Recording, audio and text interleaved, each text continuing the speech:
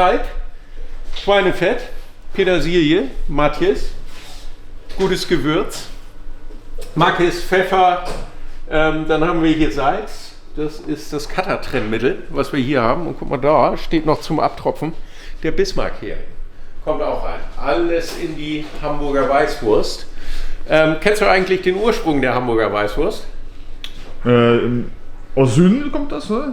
Ja, aber hat eigentlich, also die Bayern sagen ja immer, ihr ist das berühmte und erste Rezept, stimmt nicht ganz. Die Hamburger Weißwurst gab es geschichtlich schon eher als die bayerische, wollen die Bayern immer ungern hören. Aber eigentlich hat das Ganze seinen Ursprung in Frankreich mit der Boudin Blanc, einer Wurst, die bis ins 14. Jahrhundert zurückverfolgbar ist. Die kam dann zu den napoleonischen Kriegen nach Hamburg und wurde da im Prinzip ein bisschen verfeinert und seit 1790, 1787 findet man sie in Geschichtsbüchern oder in Aufzeichnungen von der Stadt Hamburg. Also ein relativ altes Rezept, aber nicht typisch oder nicht original norddeutsch. Und wir machen sie immer noch, haben das Rezept ein bisschen verfeinert, angepasst. Produzieren sie heute, wie gesagt, mit Hering, ganz typisch für Hamburg. Manchmal machen wir sie auch noch mit Lachs oder Garnele oder sogar mit Kaviar. Auch ganz feine Sache, aber das machen wir nur, wenn Gäste das speziell anfragen und wir Zeit haben, das dann auch zu produzieren. Mein Favorite ist der mit Garnele. Also Weißwurst kommt aus Hamburg, aus Norden. Im Prinzip ja, könnten wir so sagen. Okay. Da haben wir es. Okay. Das ist die geschichtliche Revolution heute hier. Ja, ganz genau. Ja. So, dann fangen wir mal an abzuwiegen, oder? Ja. Und dann geht nämlich alles da drüben erstmal in den Kutter. Und das habe ich mir erklären lassen, das hier ist eine Wahnsinnsmaschine. Gibt auch ein Schwiegermutterprogramm. Aber eine voll professionelle Wurstabfüllmaschine zieht automatisch Vakuum, wiegt automatisch die Menge ab, füllt sie dann in die Därme und dreht das sogar automatisch ab. Also man muss hier gar nicht mehr händisch stehen und eben die Würste abdrehen. Das macht die Maschine ganz automatisch. Wir müssen einmal gleich gucken mit der Darmgröße. Wir haben 28, 29er kalibrigen Darm. Welche Grammatur die wir da rein tun, damit es auch wirklich gut aussieht. Aber das probieren wir gleich. Und jetzt wiegen wir erst einmal Fisch ab. Wir brauchen ungefähr 5% Matjes auf das Gesamtgewicht Fleischmasse und 10% Bismarck-Hering. So, können wir drüben einmal. Hast du genullt? So, also machen wir 1,5 Kilo guten Matjes.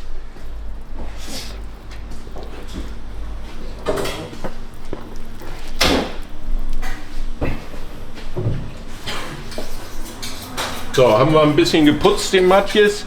Natürlich die Schwänze und die Gräten rausgenommen. Das ist eine Punktlandung. Na, guck mal. Guck mal. Na, einer bleibt übrig zum Frühstück. Ja. Nee. Frühstück sagen Sie nicht für. Ja, Ralfi, deine Waage ist ungenau. Da hat ja gar nichts dazugekommen. So, dann schmeißen wir mal den Bismarck-Hering auch. Davon haben wir 3 Kilo nehmen.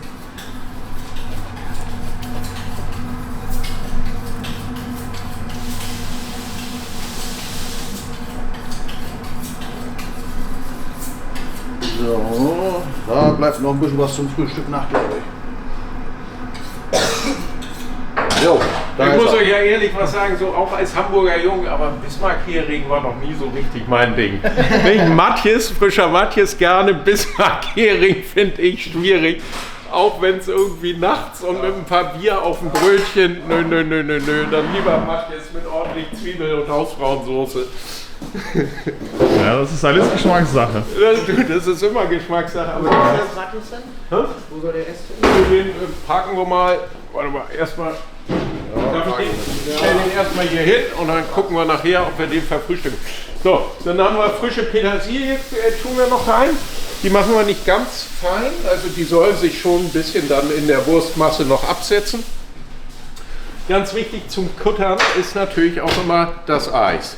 Ja, unser Eiweiß gerinnt und wir haben keine Bindung mehr am Ende der Geschichte. Wenn wir da nicht eine gewisse Temperatur überschreiben, gerade am Messersatz, der sich ja extrem schnell dreht und die Temperatur zu hoch wird, dann gerinnt das Eiweiß und dann gibt es keine Bindung mehr in der Wurst. Dann hat man so eine, wie so ein eher wie eine Leberwurstmasse, wie eine Grützwurstmasse ist das denn und das hat keinen Biss und nichts mehr. Das hat nichts mehr mit Genuss zu tun am Ende. Deswegen brauchen wir Eis zum Kühlen.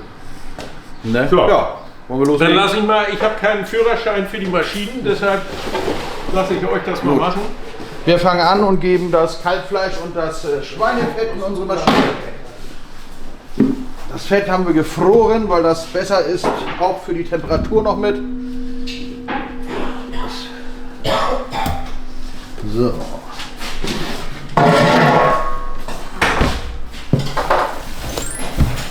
So, ein wunderschönes Kalbfleisch dazu.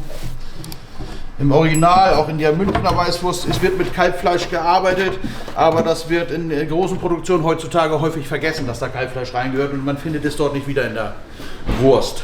In kleinen Betrieben und Handwerksbetrieben ist das sicherlich üblich, dass man nach einem Originalrezept arbeitet. So. Du wirst ein bisschen lauter, das Ganze, das heißt, dabei können wir uns nicht ganz viel unterhalten. Ja. Können das so, gib mal Gewürz und das Salz, Januka. So. Zuerst kommt Salz zu und das Kutterhilfsmittel, wie Sebastian es eben beschrieben hat. Das Gewürz kommt später zu, damit wir das Gewürz im Herstellungsprozess, im Kutterprozess nicht kaputt machen. Deswegen kommt das relativ spät dazu erst. Gut.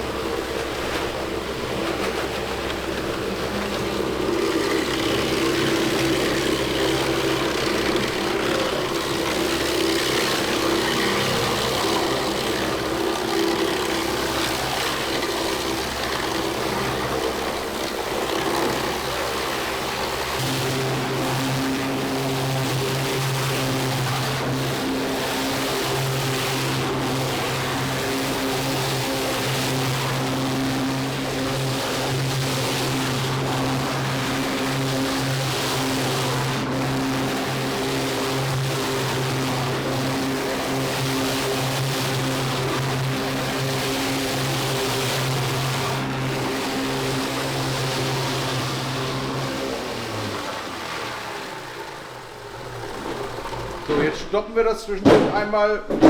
Wir sehen, wir haben auch schon eine sehr schöne Bindung, eine sehr homogene Masse haben wir. Sie glänzt, sie ist fein, sie reißt nicht auseinander oder so, sie ist wunderschön, genauso wie sie gerade sein soll. Ne? Jetzt machen wir hinten noch einmal die restlichen Grobreste aus dem Deckel raus, damit wir nachher keine Stückchen drin haben. keine großen Stücke im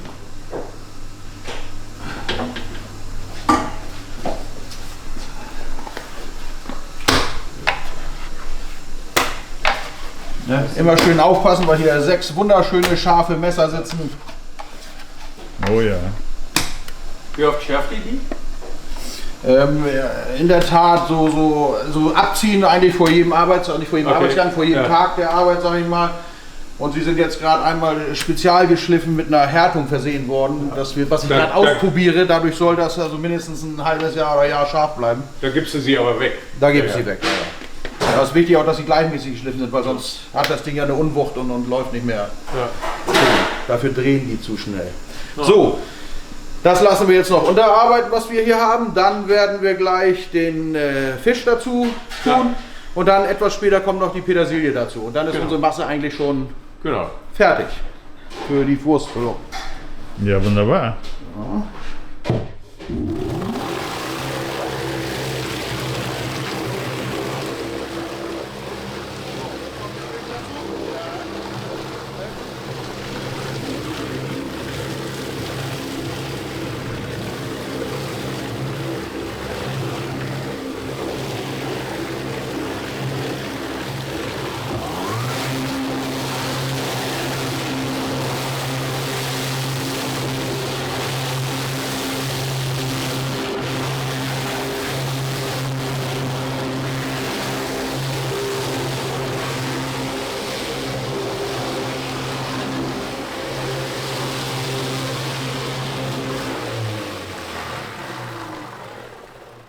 Sebastian, guck mal, was hast du von der Körnung hier? Ich würde es fast noch. Jetzt müssen wir mal gucken, feiner? welchen Ticken feiner würde Ja, ich es noch gut. machen. Das haben wir noch. Eigentlich soll es schon fast homogen untergearbeitet sein.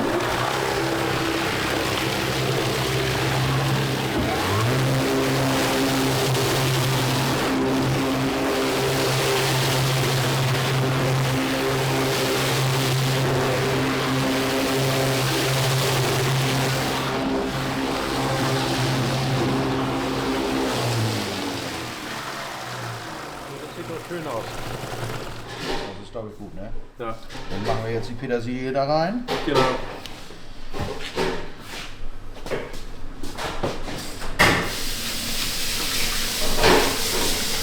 Also soll eine Masse sein, ja? Soll eine Masse sein ohne... Ja, also ein ganz Stücke- bisschen. ja. Fischstückchen kannst du drin haben, man soll es ja auch schon ein bisschen rausschmecken. Aber es muss schon sehr fein sein. Wir haben das früher mal grober gemacht. Und das finden die Gäste dann komisch. Sowieso, die Hamburger Weißwurst ist ein Produkt, was sehr polarisiert. Nicht? Es gibt Leute, die lieben es und es gibt Leute, die finden das so komisch oder so doof und die essen es gar nicht. So dazwischen gibt es eigentlich nicht viel.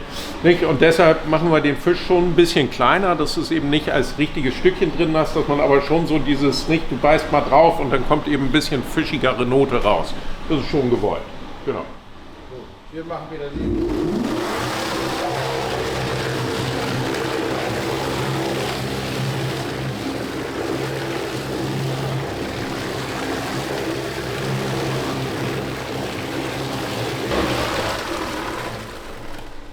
Darf ich einmal? Natürlich.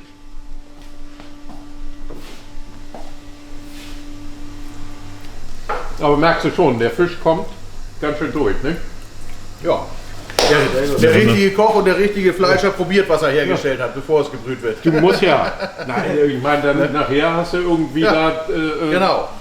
300 Würste hängen und die schmecken alle nicht. Das ist doch doof. Jetzt könnten wir noch ein Nun bisschen können wir noch nachsteuern. aber das Ja. ist, ich glaube, das ist gut. Gut, dann kommt die Wurst in die Füllmaschine. Nee, ist gut. Willst du? Soll ich? Machst du. Er hätte dir sagen sollen, wir mussten Overall mit. Ja, alles gut, alles gut.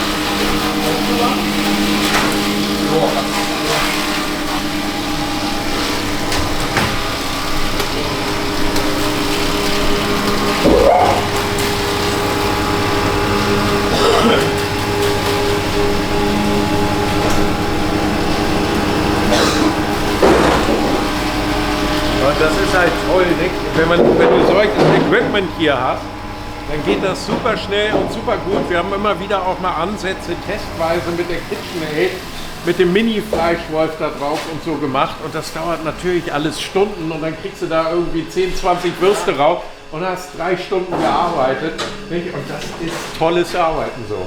Jetzt bin ich wirklich mal gespannt auf die Wurstfüllmaschine. Ja, wie viel Gewicht wollten wir jetzt erstmal ausprobieren? Ja, mach mal so 85, gucken wir zuerst mal.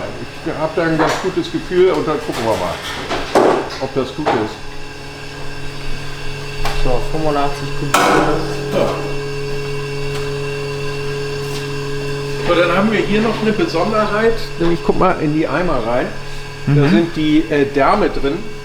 Und was wir immer machen, also Weißwurst ist ja eigentlich nicht wie in Bayern zum Auszutscheln. Relativ dicker Darm, den man eigentlich nicht so gerne mit isst. Das machen wir nicht. Wir nehmen einen dünneren Darm, wie bei einer Bockwurst oder so, der eben gut beißbar, kaubar und so weiter ist, dass man nicht zutscheln muss, kann man natürlich auch machen, aber wir essen einfach die Därme mit.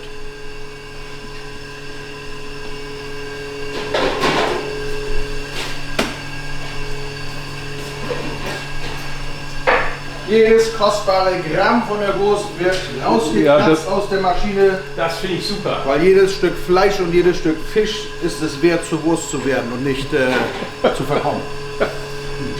Ja. So. Das haben wir. Wollen wir mal gucken, wie wir das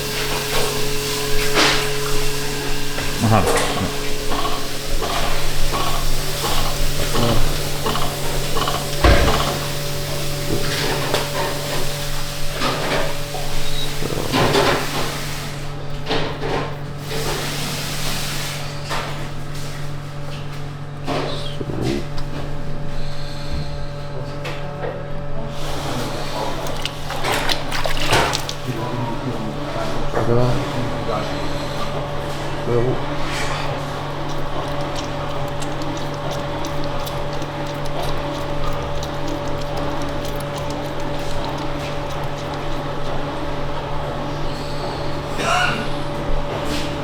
Ja, da kommt es sieht immer ganz einfach aus, eine Wurst hier zu füllen, aber es kommt durchaus aufs Fingerspitzengefühl desjenigen an, der sie füllt, weil wenn man zu stramm hält oder falsch hält, dann wird die Wurst andauernd kaputt gehen und wir wollen natürlich möglichst viele glatte, schöne Würste daraus bekommen. Dann seid ihr nicht bei 30 Schluss. Schluss, genau.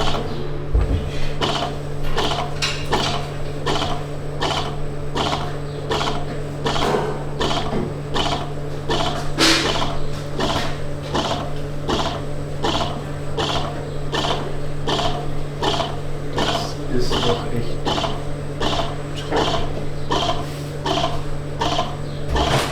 Ja, Handwerk. Naja, jetzt überleg mal, früher standest du da, nicht? Und da hat das nicht so schön gedreht und alles eingefüllt. Da stand dann einer hier hinten und hat die Würste von Hand noch abdrehen müssen. Und auch das Füllen der Dame war viel komplizierter. Ja, weil es den Abteiler nicht hast, ne? Da musste der Fleischergeselle die Gewichtsvorgabe, die gemacht wurde, einschätzen können, wo er die 50 Gramm hat, weil auch da sollten die möglichst gleich sein, die Würste. Und die richtigen Profis, die das jeden Tag gemacht haben früher, da war wirklich jede Wurst genau wie hier, eine wie die andere. Ja. Das war... Wahnsinn. Hier mit drauf oder neu? Nee, die machen wir vorne. Da können die mit drauf. Muss man Machst du eine Schlaufe? Genau. Muss einmal nachher da, damit die nicht zu eng Okay, werden. und dann fängst du an. Mal zwei. Genau.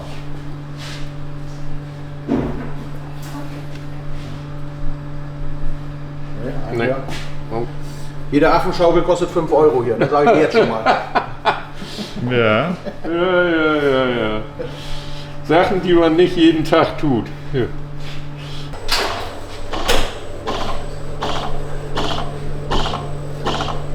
So, dann kriegen wir ja viele Würste. 30 Kilo, 50 Gramm. Dann sind wir ja bei 600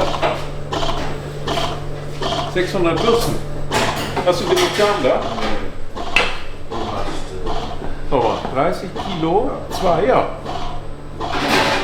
Oder rechne ich gerade falsch?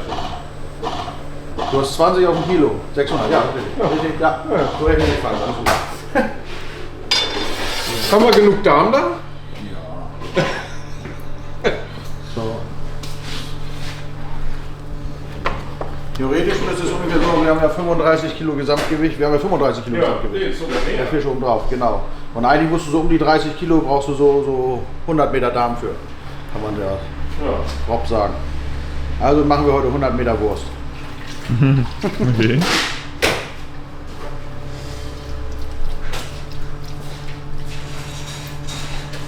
Nee.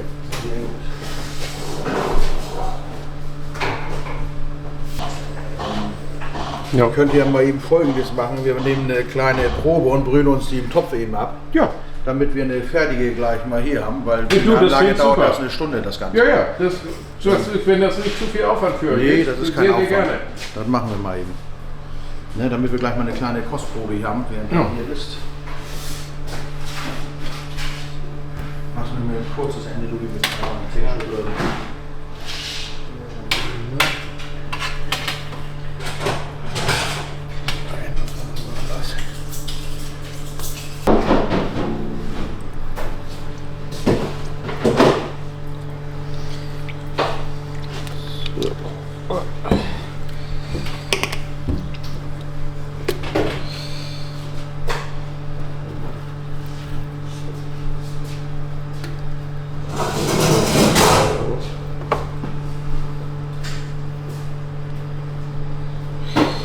bisschen auseinanderfummeln hier.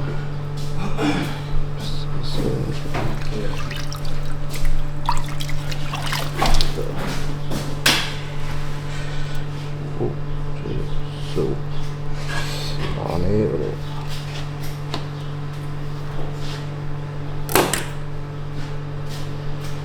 Jetzt hier so.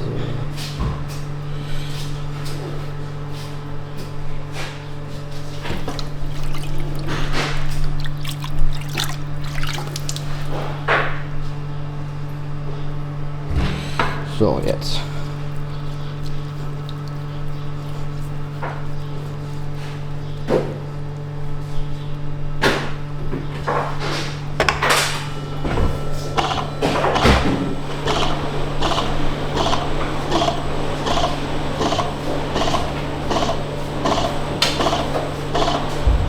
Soll ich da noch mal einen drauf machen? Nö, Oder das ist kalt so? Soll ich die dann hinhängen? Dort in den Rauchwagen oder Räucher- oder Brühwagen, wie auch immer wir ihn gerade nennen wollen. Ganz klein bisschen auseinanderziehen, Ja. dass sie schön gleichmäßig ist.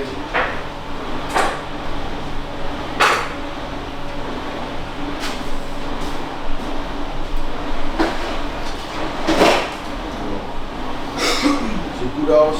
2 Apfelschaukeln, nach 10 Euro für den Lehrling. Schreib's mit auf die Rechnung.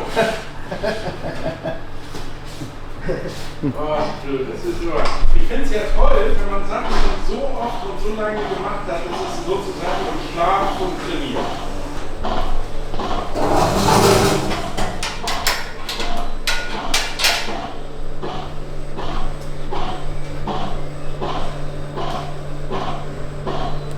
Na, da hätten wir noch einen mehr hängen können, nicht? Oh, das wäre Platz genug dafür da. Den am besten so richtig schön haben die nicht Ja, so ja. eine Beule um die. Ja. Dann werden sie am schönsten. Hast du recht.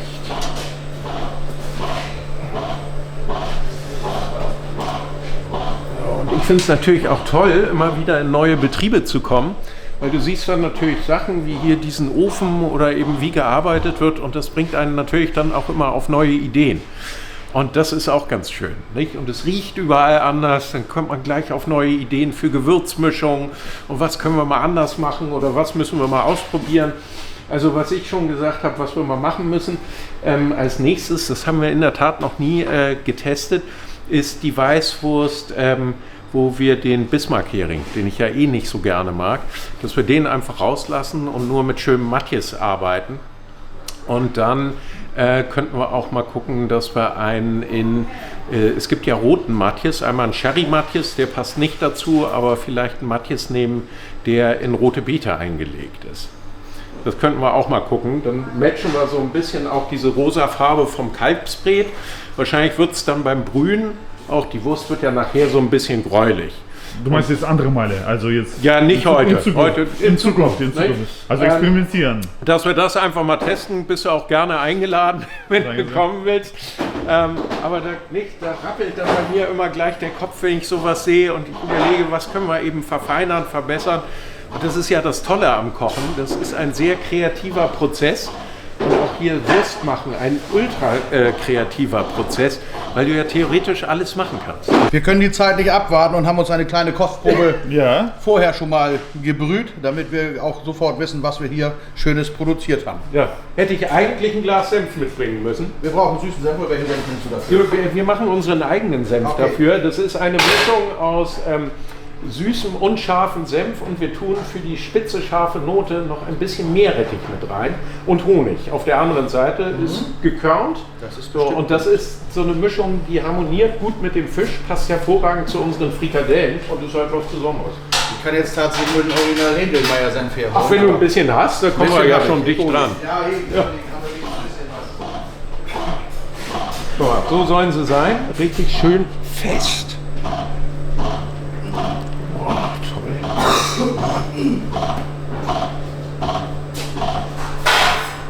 Wir schneiden mal eine an. Die hat sich jetzt ein bisschen.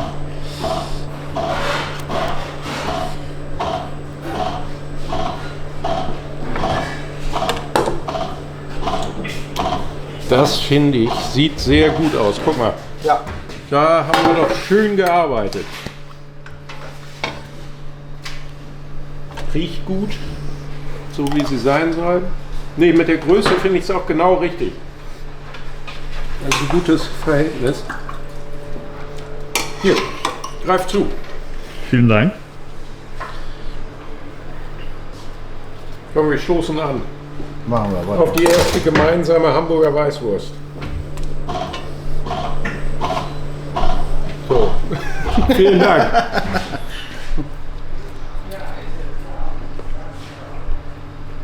So soll es sein. Du hast die Petersilie, du hast den Fisch ein bisschen. Ne? Und wir müssen natürlich ohne Senf probieren. Weil Ja, ja. dann hast du den wirklichen.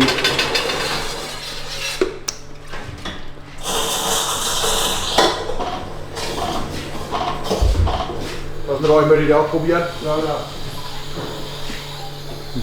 Sehr gut. Dankeschön. Soweit. Ich glaube, es ist gut geworden. Ja. Ne? Bin zufrieden mit meiner Arbeit. Du, das ist die Hauptsache. Und ich auch. Und so kommen wir ins Geschäft. Oh, es gibt nichts Schöneres als eine frisch gebrühte Wurst oder auch das frisch gebrühte Würstchen, wenn wir sie machen, die direkt aus der Rauchanlage kommen, sofort zu verköstigen. Das wird eigentlich immer gemacht, dass man eine Wurst nimmt und sie isst.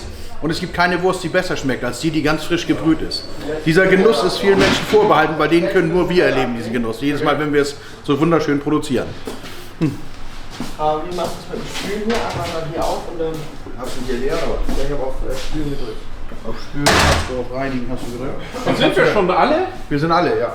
Gibt's ja nicht. Da kann da Wasser rein, ne? Genau. Ja, die werden jetzt in die Anlage kommen. Es ist eigentlich eine Rauchanlage, mit der wir aber auch brühen können. Das heißt, sie arbeitet nur mit Wasser, nicht mit Rauch, weil Rauch brauchen wir bei der Weißwurst ja nicht.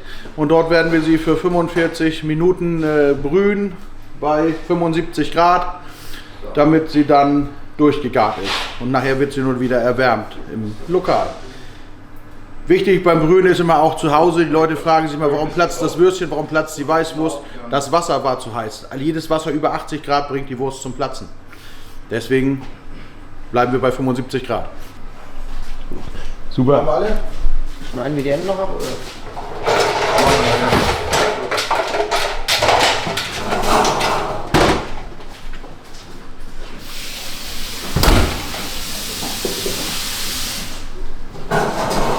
Für wie lange? Halbe Stunde? Wir haben 12 Stunden, ne? 50 Minuten haben wir drauf. Okay. Ne? So, was kann ich jetzt beim Saubermachen helfen? Genau.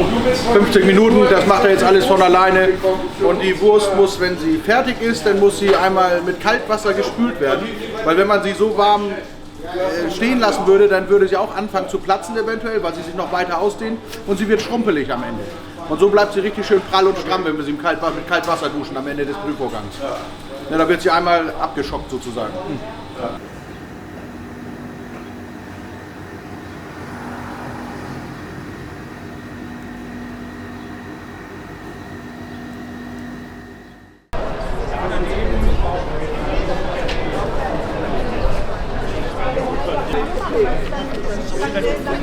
Du machst das schon. Das Ganze. Ja. Hast du eins? Ja, wunderbar.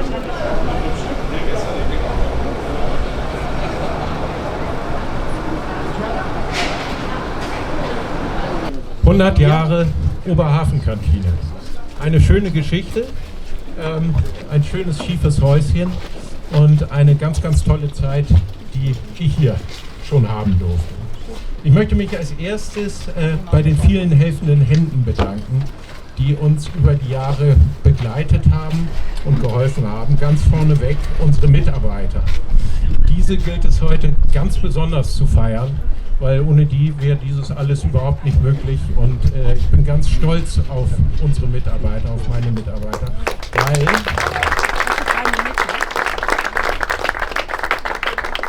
die das kleine schiefe Häuschen mindestens genauso ins Herz geschlossen haben wie ich und das nach innen und nach außen verkörpern und leben, fast so, als wäre es ihr eigenes. Dann gilt ein ganz großer Dank natürlich der Urwirtin Anita. Also ohne die gibt es das Häuschen nicht. Und es ist eine großartige Frau gewesen, auch wie ich in meinen Recherchen erfahren habe. Eine Frau, die ich 1994 zum ersten Mal kennenlernen durfte beim Frikadellenessen hier in der Oberhafen-Kantine. Damals wusste ich natürlich nicht, wohin mich das Ganze führt, aber als es dann 2011 bzw. 2010 die Möglichkeit gab, diesen schönen Ort zu betreiben, da regte sich in meinem Herzen ein Gefühl wie nach Hause kommen.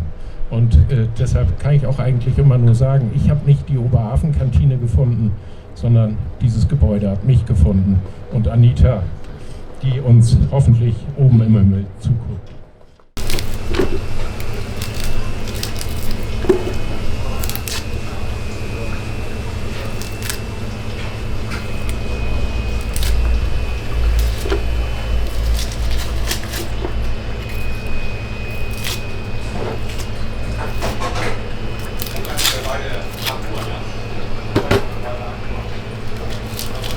Für jetzt ein bestimmtes Gericht oder allgemein für? Allgemein, Mise en place.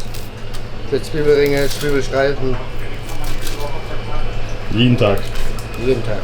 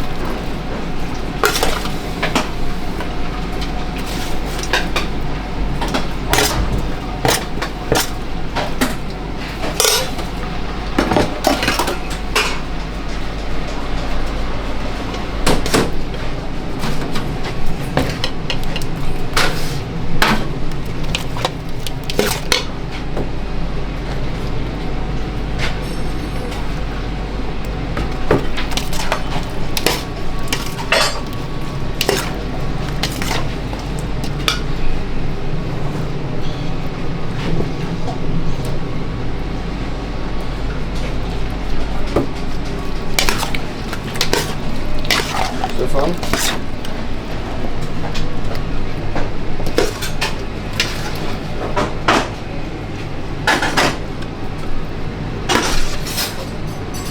Michael, eine Minute? Ja. Perfekt.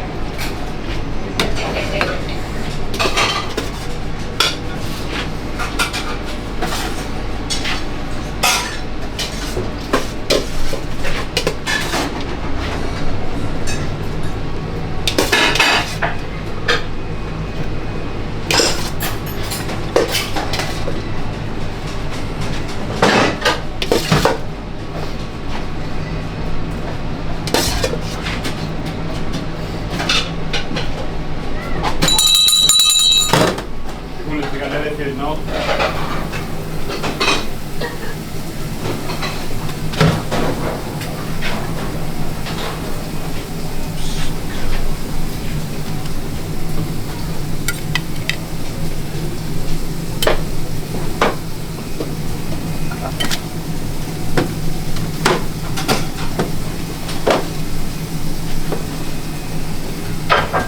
Da gibt neu ein Rotkoch-Kräuterquark, ein Tagesgericht und ein Hamburger mit Käse und Jalapenos. Das wird ein Cheeseburger. Das ist unsere hausgemachte Bacon Burger, Barbecue Soße.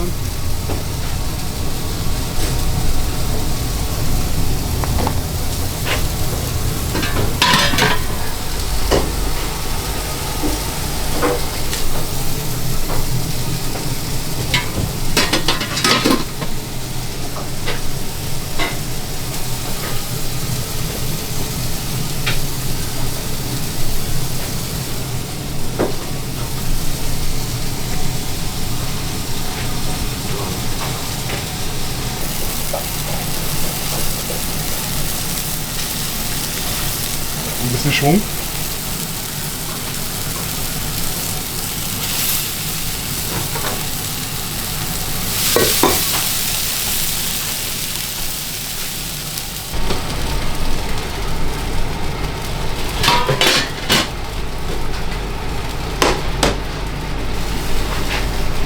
Die Frikadellen, Lachskaus, wird das bestimmt erstmal für ein paar Tage immer vorbereitet?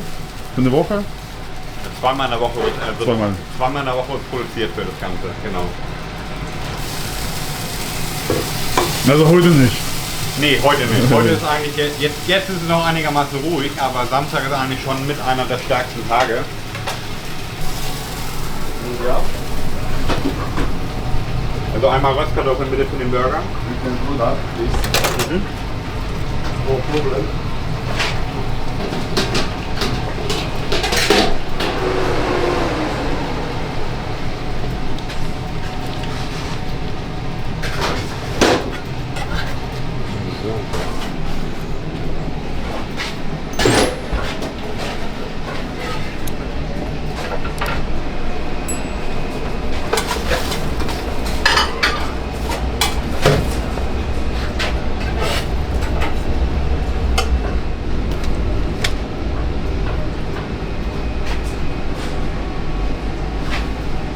Also die Burger sieht spitzenmäßig aus. Dankeschön. Das ist eine geile Karte von der typischen Masse.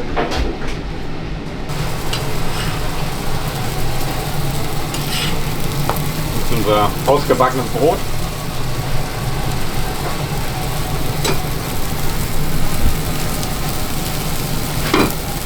Machen wir immer gerne. Unser Job. Unser Job.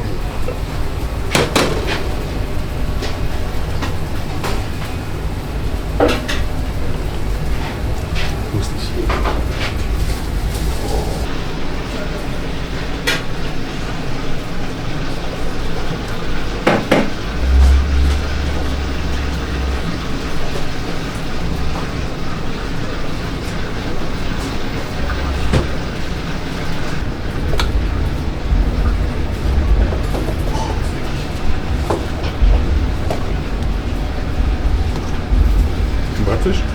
Genau.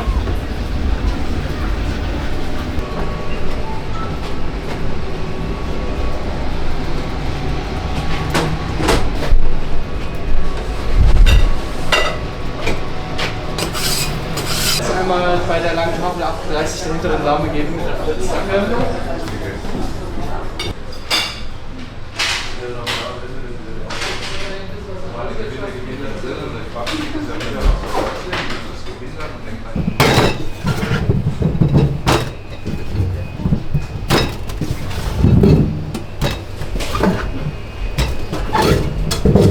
Ich glaube, nur vom Bauer kann man solche Kartoffeln bekommen, ne? Ha? Nur vom Bauer kann man solche Kartoffeln bekommen, ne? Das ist richtig. Also im Supermarkt gar nicht, ne? Also Ja, Supermarkt gibt es bestimmt auch den einen oder anderen. Da muss man halt ein bisschen tiefer in die Tasche greifen für die Kartoffel. Aber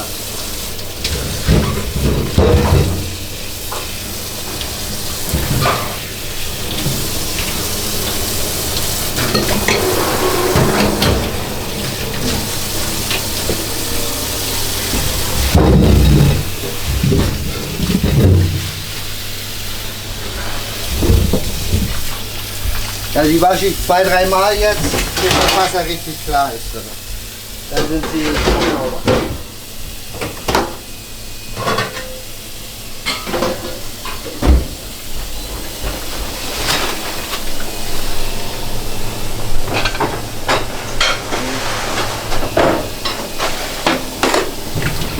ist das dann alles für heute, oder?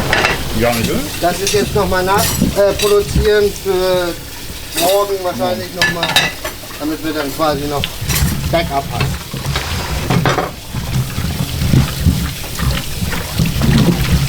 Wir wollen ja auch, dass der letzte Gast am Sonntag auch noch Restaurant ist.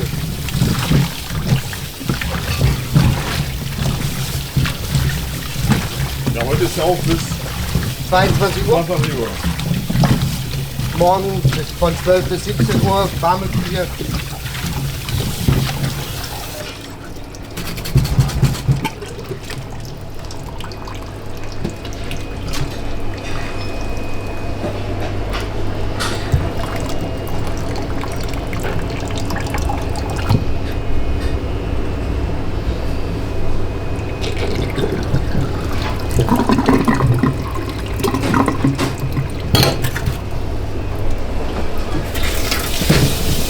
Und durch das Reiben halt macht man die ganzen Dreck weg. Ja. Also die Kartoffel ist halt sehr dankbar, was das Thema angeht.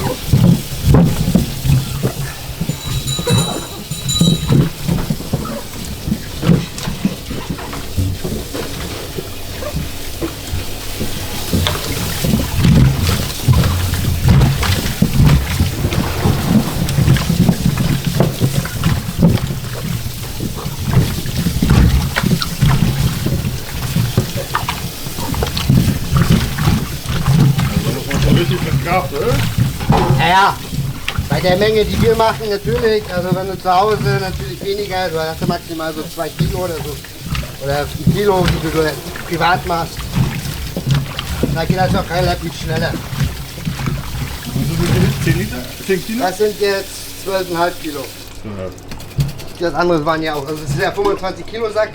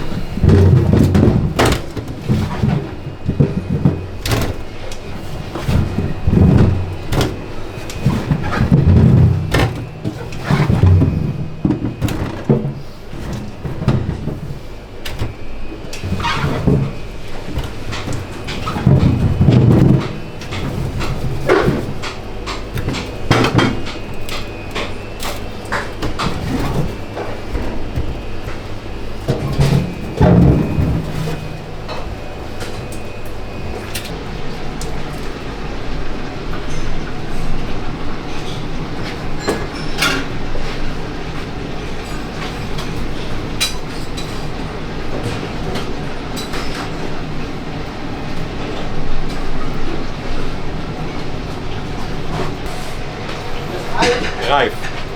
Du bist alt. Eigene Tomate. Ah, übrigens habe ich gestern im Radio gehört. Weißt du, woher die Kartoffel stammt? Die Kartoffel, wo die überhaupt von was für einem anderen Gemüse die sich entwickelt hat. Von der Urtomate. Haben Forscher herausgefunden. Urtomate? Von der Urtomate. Da stammt die Kartoffel Also ist ja her. die Kartoffel auch eine Frucht. Und der Ketchup ist dann die Tante von der Tomate.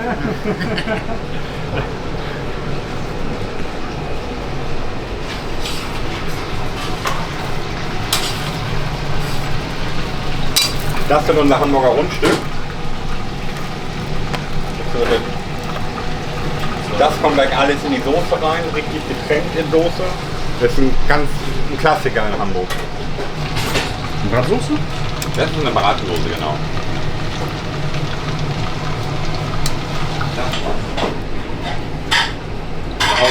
Hausgemachter Senf. Einmal Matthias Hausfrau neu und einmal Kirschstreuselkuchen mit Schlagsahne bitte. Jo.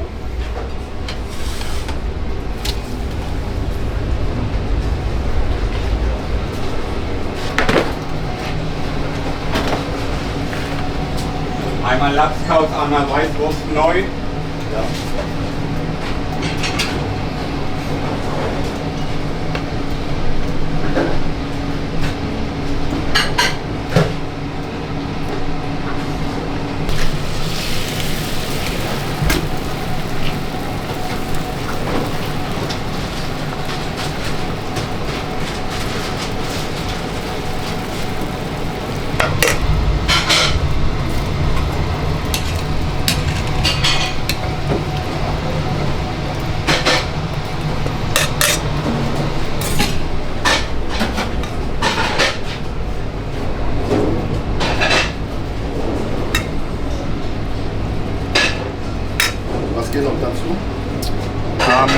Frikadelle.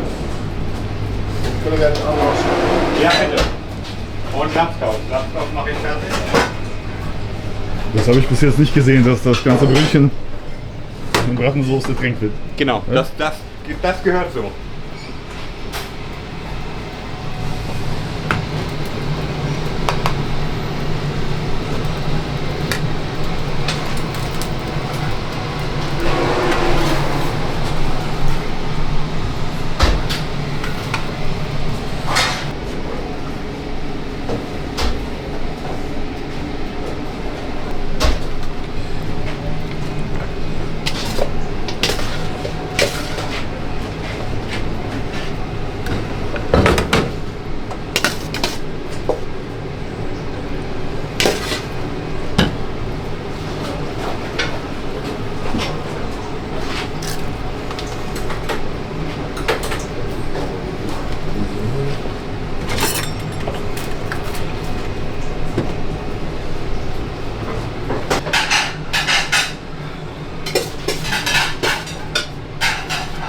Grundstück und die Tomateis. Ja, würde ich mit alles rein, die Sonntagnamen, einmal Lapskaus. Ja.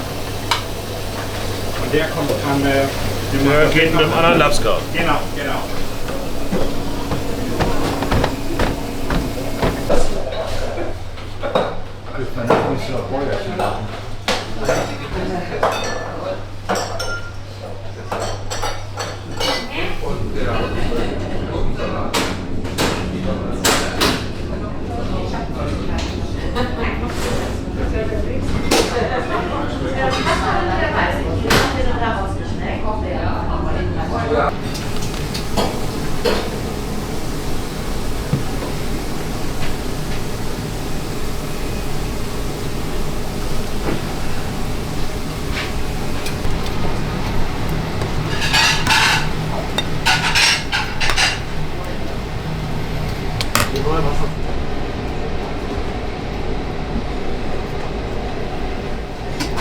Einmal Lapskaus.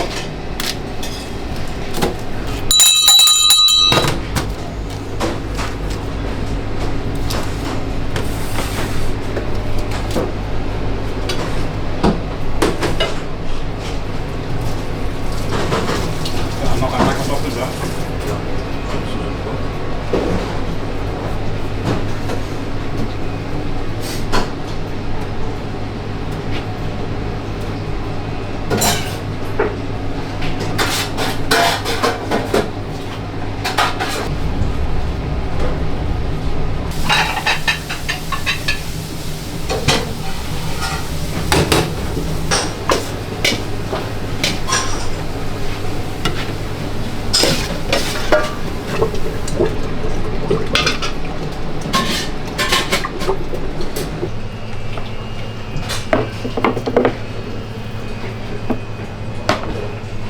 Ja, das ist schon gekocht, ja?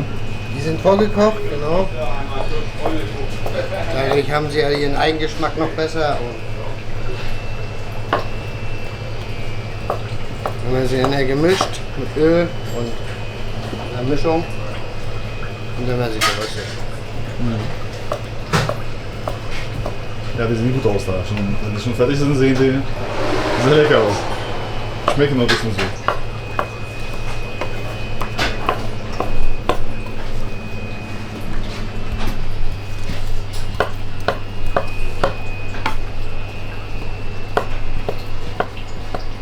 Also Röstkartoffeln gibt es fast zu allen Gerichten. Also wir haben uns entschieden, dass wir quasi keine Bratkartoffeln machen, weil da müssten wir einen immer stehen haben, der Bratkartoffeln macht. Viele wollen halt gerne Bratkartoffeln essen, ja, gehört eigentlich auch dazu, aber wie gesagt, dafür ist die Küche zu klein. Gemischtes hat extra Abstände.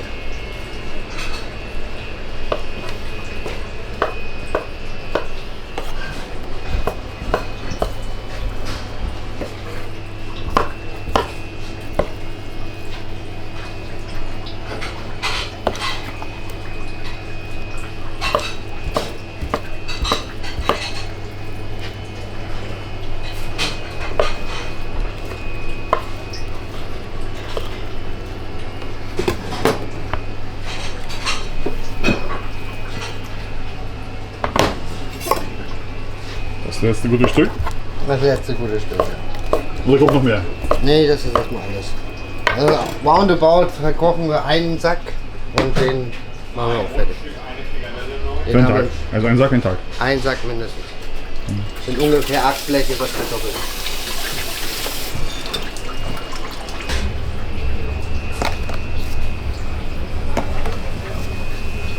Paprika. Also so eine Mische mit Paprika. Paprika, Kräuterbewohn, Salz, Muskat. Dann gibt es halt zwei Möglichkeiten. Man mixt es halt mit den Händen oder man kann es durchschneiden. Ich mixe es einmal vor.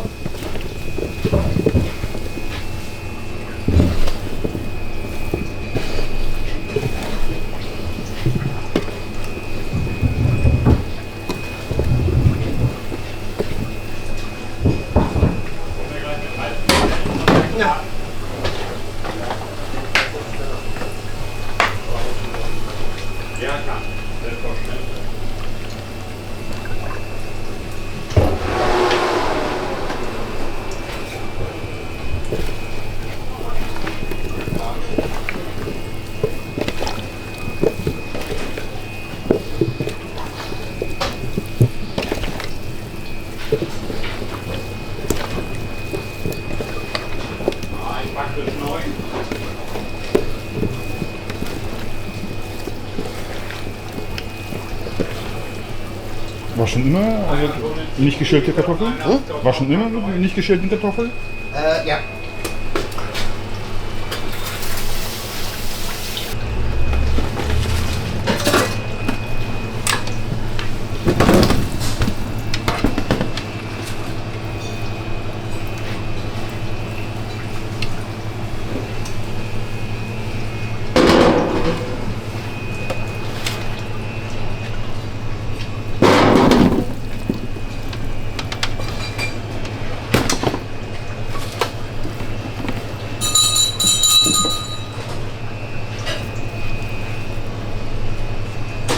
Haben wir Blech bitte noch?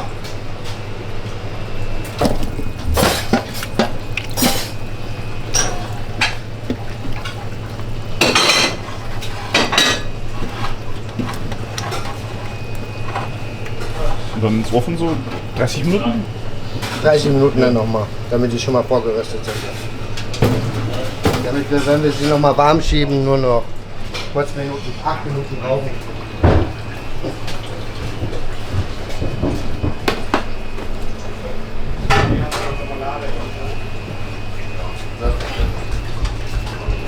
Reicht noch für den?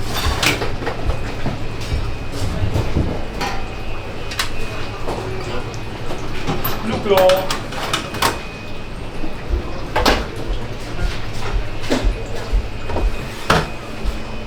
So, einmal Remo, ja.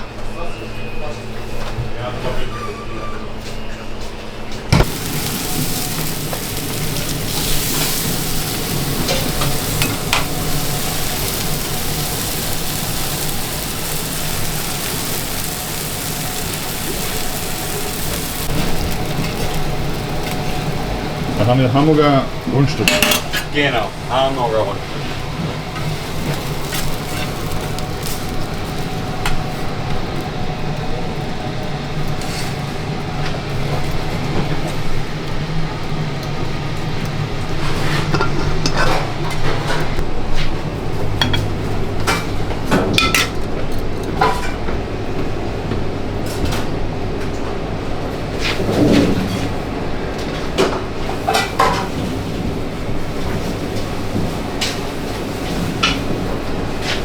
Einmal Lapskaus, einmal Rundstück 9.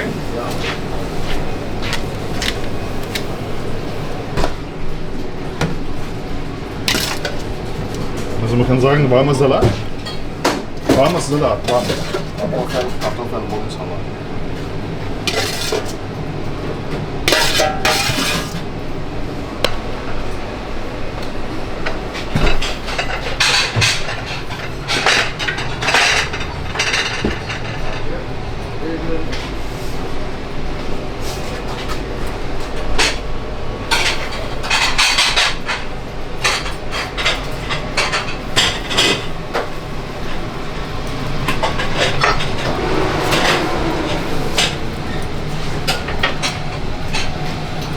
Lapskaus Probierportion und einen Brotkorb mit Kräuterquark neu bitte.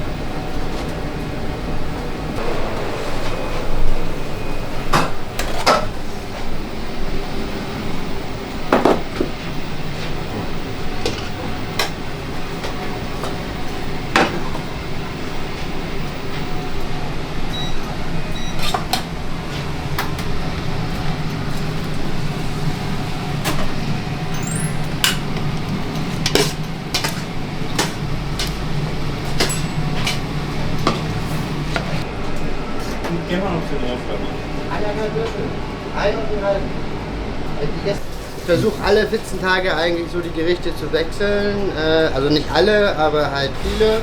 Also immer ein bisschen durchzutauschen. Dessert, Hauptgänge, sodass wir nicht immer das gleiche auf dem Teller haben. Also Klar, die Röstkartoffeln, die Frikadellen ist es also so Standard. Standards, Frikadelle, Matjes, Lapskaus, Rundstück, das sind Sachen, die wollen wir halt drauf lassen. Die Weißwurst ist jetzt Gott sei Dank wieder da. Ist aber auch nicht, dass wir sie immer raufnehmen, sondern halt immer so Highlight-Zeiten. Im Oktober, ab da an bis März ungefähr, gibt es dann immer Grünkohlzeit. Zur Spargelzeit gibt es natürlich auch Spargel. Und so eine Sachen, die müssen wir halt auch reinbringen. Da müssen wir natürlich auch als ein Traditionshaus in Hamburg natürlich auch einen Fisch mit drauf haben. Im Moment haben wir jetzt den Backfisch, morgen gibt es wieder Lachs mit Kartoffelpüree und Spinat.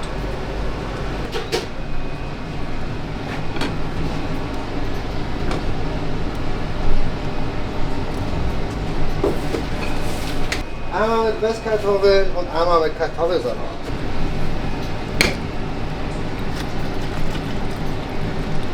Also Röstkartoffeln kann man halt immer mit Schale machen. Ja. Aber so die Winterzeit gucken wir eigentlich, dass wir unsere Kartoffelsalat natürlich ohne Schale machen. Im Sommer, wenn die Kartoffeln richtig frisch sind, dann haben die auch eine dünnere Schale und dann ist das am schönsten.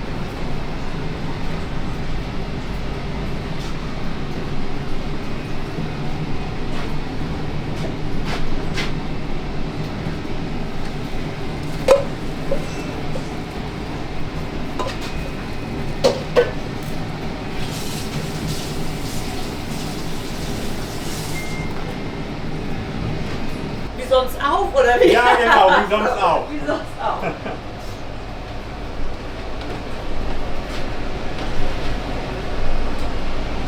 Da du halt eine kleine Gastronomie hast, muss natürlich ein bisschen familiärer sein, Küche, Service, als wenn du in einer großen Gastronomie bist. Da ist meistens oftmals, dass sie sich gegen Team, also das Team gegen das andere Team arbeitet, aber hier ist es doch relativ Familiär.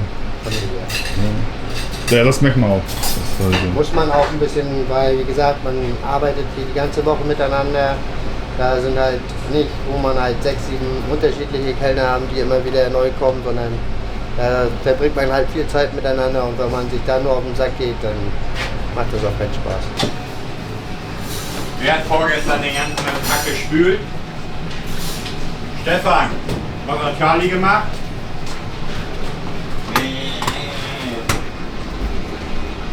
Wer hat gestern gespürt? Ja, bitte? alle Zeit gespielt. Nö. Gerne doch. Mach ich sofort.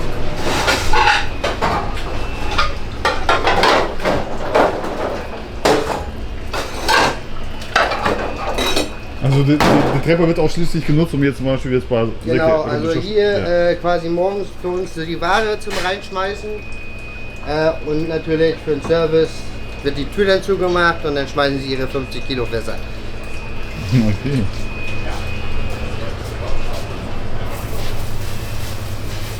Das war bestimmt vor 100 Jahren auch der Gedanke, oder? Das, Ja, ja. und der ist auch Kaffee- so geblieben, oder? Für Kaffee, genau. Eigentlich war es ja damals Kaffeeknapp, also alles was so schwere Sachen waren, um die schneller hier reinzukriegen.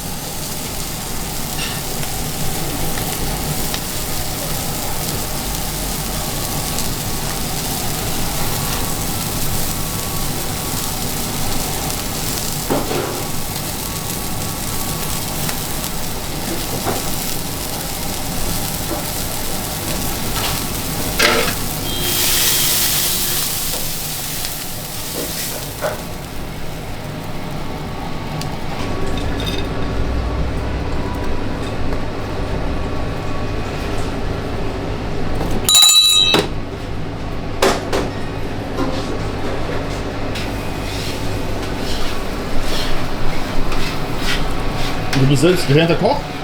Ich bin gelernter Koch. Seit 2010 ausgelernt. Und seit 15 Jahren koche ich. 1925 stand das Haus Gerade. Ja, und dann? Was ist dann? Dann kam die große Flut 65. Dann sind sie abgesackt, weil natürlich zur Wasserseite auf Stein gebaut wurde und auf die Landseite auf Sand. Dadurch ist es unterspült worden und dadurch hat es sich geneigt. Und danach? Und danach wurde halt ein vernünftiges Fundament näher untergesetzt und dadurch sackt es jetzt nur noch gleichmäßiger langsam ab. Nur dass es quasi nicht mehr noch viel mehr nach vorne geht. In 100 Jahren sind wir auf der Wasserlinie. Und wenn alles klappt, steht es irgendwann mal woanders. Aber dafür müsste die Stadt auch mitmachen. Hat man darüber gesprochen, dass man jetzt wirklich... Ja, also es wurde schon drüber philosophiert. Sebastian hatte sich mit ein paar Architekten auseinandergesetzt, die da einzige Projekte schon mal gestellt haben und gesagt haben, was das zusammen kosten würde. Und da müsste das quasi mit dem Zusammenarbeiten mit der Stadt, müsste das überhaupt laufen. Ansonsten würde das finanziell gar nicht. Aber das Häuschen bleibt hier, das heißt, man baut eine andere woanders auf? Nein, oder? man hätte das Häuschen hier abgetragen und dann quasi zum Beispiel gegenüber eine Galerie einmal oben aufgesetzt. Wie es quasi in der Galerie auch ausgestellt ist, zum Bleistift. Oder davor, sodass man quasi von der Wasserspiegel hier ein bisschen wegkommt, weil das Auslaufbecken natürlich hier nicht weggenommen werden kann. Aber die letzten Jahre war ja hier so...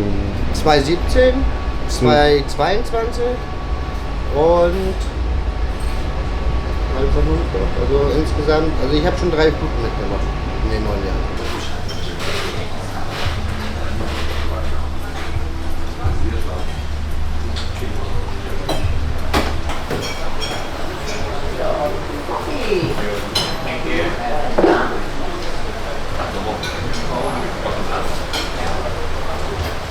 Hängt das schon etwas länger, der Spruch hier? Ne, der hängt jetzt, also ja, Ja. so gesehen, der hing früher. Bei Anita hing der. Und der wurde jetzt wieder aufgehängt zur 100-Jahresfeier, weil wir haben ja drüben die Ausstellung. Und Das heißt, der Spruch. dort, der kommt eigentlich aus der Zeit, wo Anita das hier geführt hat. Das ist also sehr alt. Und jetzt wurde er wieder aufgefrischt.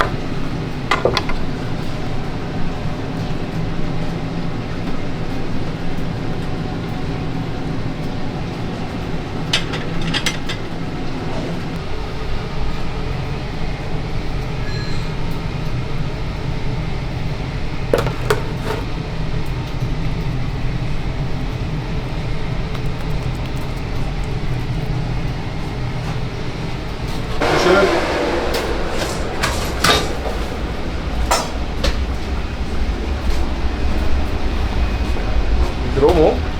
Remo. Okay.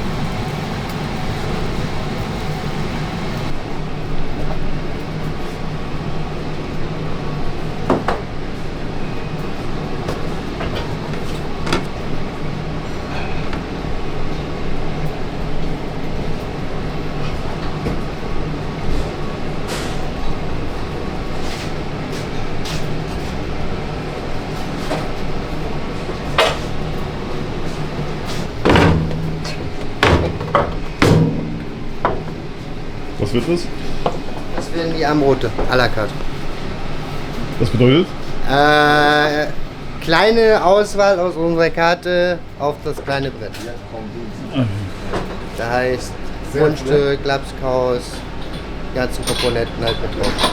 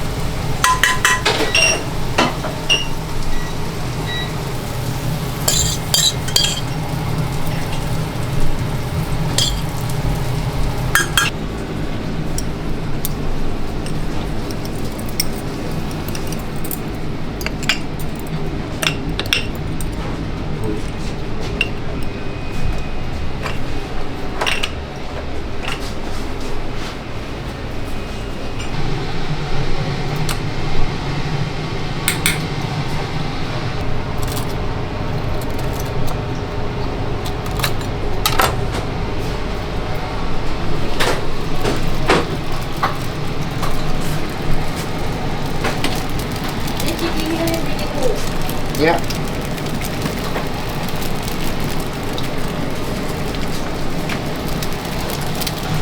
Als Sandwich oder als... Nee, als Beilage beim Abendbrot mit dabei. Da geht der Kollektor dazu und dann.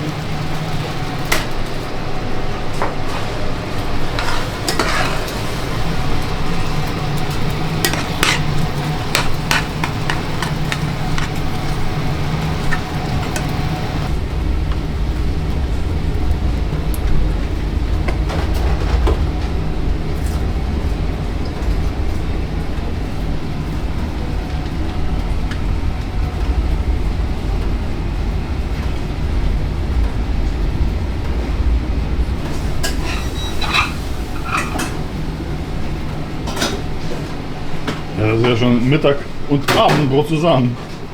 Das ist ja quasi die Abendbrotplatte.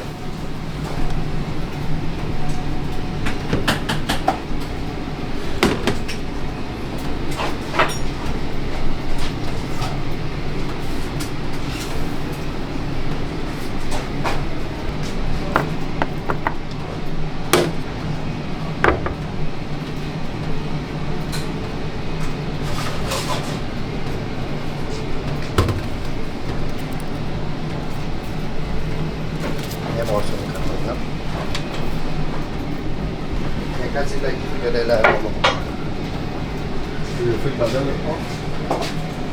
Danke. Kein Fall.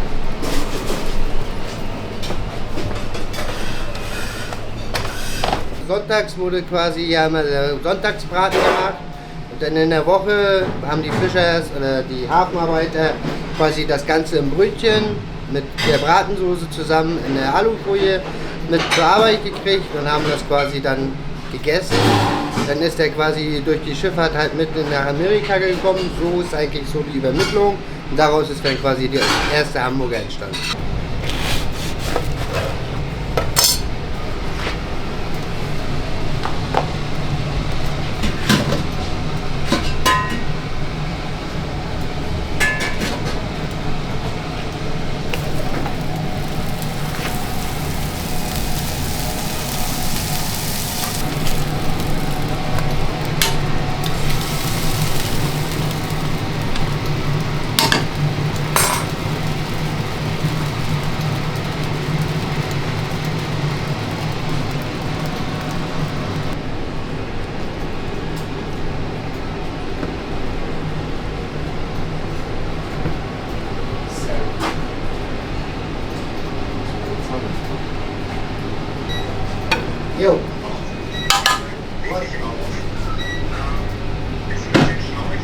Alles gut.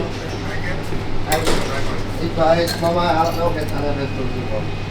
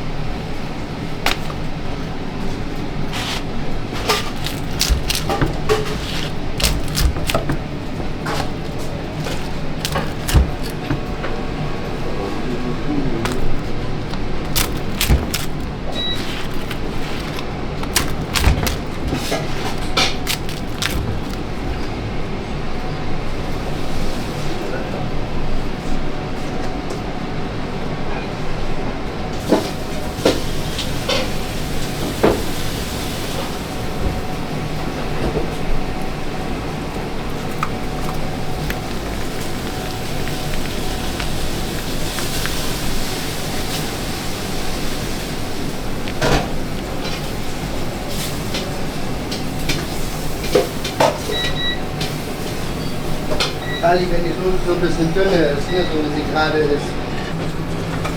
Sagst gerne nur 2 Scheibchen, ne? Sagt man das.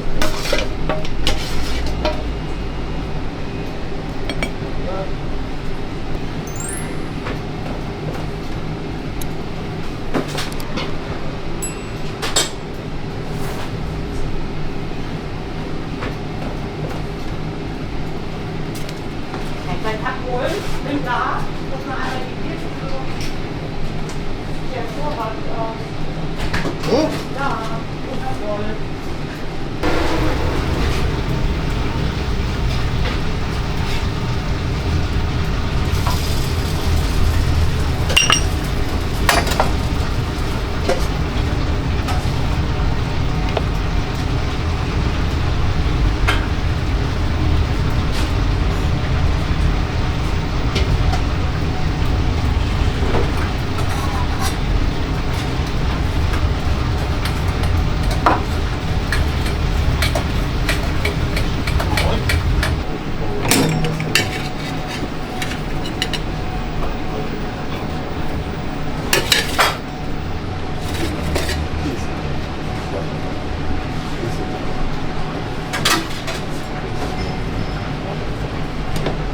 Muss ich einmal mit 2 Händen.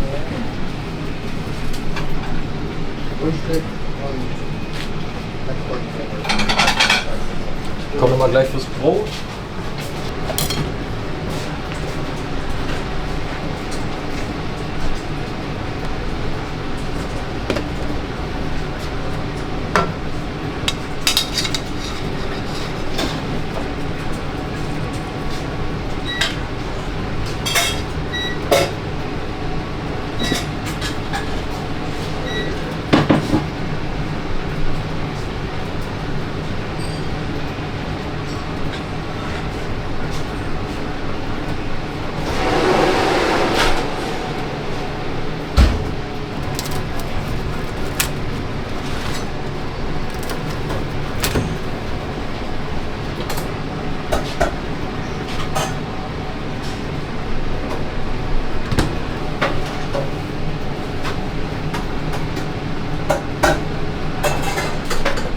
Was? Ja. Genau, wir haben auch nur noch 2-mal Backfisch. Ja.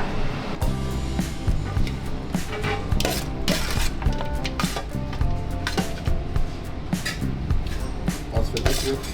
Vielen Dank. Danke sehr.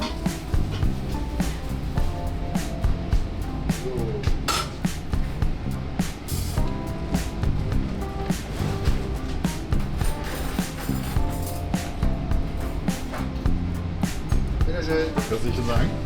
Herzlichen Dank. Danke sehr. Ja.